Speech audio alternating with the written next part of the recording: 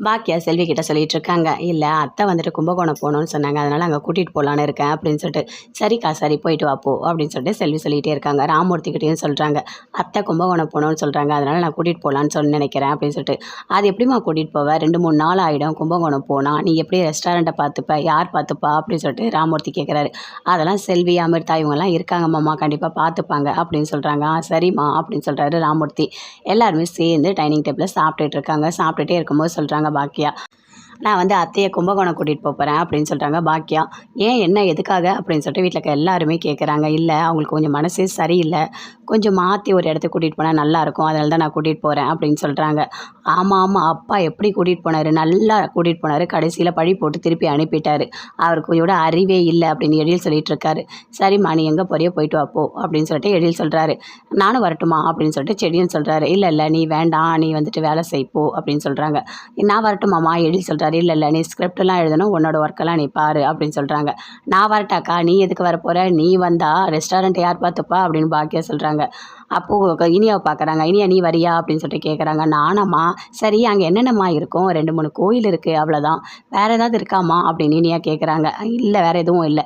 சரி அப்போனா நான் வந்துட்டு வரலம்மா அப்படின்னு சொல்கிறாங்க. என்ன பேசிகிட்டு இருக்க, நீ வந்து தான் ஆகணும் அப்படின்னு மிரட்டி சொல்கிறாங்க. என்னம்மா மிரட்டுற, நீ மிரட்டி சொன்னால் தான் கேட்குற, அதனால தான் அப்படி சொல்கிறேன் அப்படின்னு பாக்கியா சொல்கிறாங்க. சரி நாங்கள் போயிட்டு வரோம், அப்புறம் நீ வண்டி மட்டும் அரேஞ்ச் பண்ணி கொடு அப்படின்னு சொல்லிட்டு எழில் கிட்ட சொல்கிறாங்க. சரிம்மா நான் வண்டிலாம் அரேஞ்ச் பண்ணிடுறேம்மா அப்படின்னு சொல்லிட்டு எழில் சொல்லிட்டு இருக்காரு.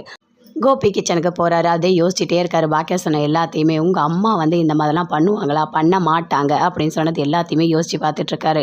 அப்போ வந்து செஃப் சொல்கிறாரு, இத்தனை சாப்பாடு ரெடி ஆகிடுச்சு, எல்லாமே ஓகேவா வந்து செக் பண்ணுங்க அப்படின்னு சொல்லிட்டு.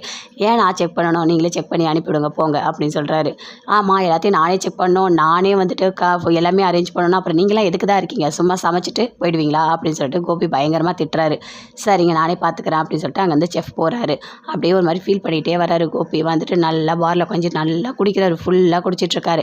அப்போ அவங்க ஃப்ரெண்டு வராங்க. வந்தவொடனே கேட்குறாரு, ஆமாம் என்னடா நீ இப்படி குடிச்சிருக்க, பார்த்தவொன்னே வீட்டுக்கு போகிற மாதிரியே தெரியல அப்படின்னு கேட்குறாரு. அதுவா என்ன நடக்குது தெரியுமா, என் வீட்டில் ரொம்ப மோசமாக இருக்குது வீடா, அது அங்கே போவே எனக்கு பிடிக்கல அப்படின்னு சொல்கிறாரு. உனக்கு ஒன்று தெரியுமா, நான் பாக்கியாவோட வாழும்போது எவ்வளோ கெத்தாக வாழ்ந்தேன் தெரியுமா, எங்கள் வீட்டில் எவ்வளோ மரியாதை, எல்லாரும் என்னை மதித்தாங்க, எங்கள் அம்மா எல்லாருமே. ஆனால் இப்போது என்ன நடக்குது தெரியுமா, எங்கள் அம்மா என்னை நம்பி தான் வந்தாங்க, ஆனால் எங்கள் அம்மா தான் இந்த குழந்தை இறந்ததுக்கு காரணம்னு சொன்னதுனால நான் எங்கள் அம்மா வீட்டை விட்டு அனுப்பிட்டேன், என்னால் அதை தாங்கவே முடியல. ஆனால் எங்கள் அம்மா அப்படி பண்ணுறவங்க இல்லை அப்படின்னு சொல்லிட்டு நடந்த எல்லாத்தையுமே கோபி அவங்க ஃப்ரெண்டுக்கிட்ட சொல்கிறாரு. சரி எல்லா பிரச்சனையும் சரியாகும், ஆனால் உனக்கு மட்டும் எங்கே தான் பிரச்சனை தேடி தேடி வருதோ தெரியல அப்படின்னு அவங்க ஃப்ரெண்டு சொல்லிட்டு இருக்காரு.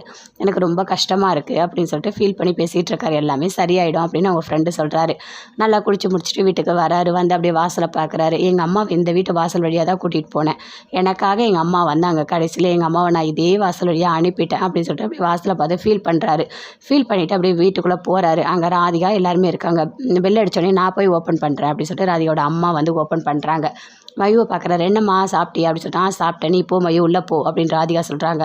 அப்படியே வந்து உட்கார்றாரு. பார்க்குறாங்க, என்ன இப்படி குடிச்சிட்டு வந்திருக்காரு அப்படின்னு சொல்லிட்டு அவங்க அம்மா கேட்குறாங்க.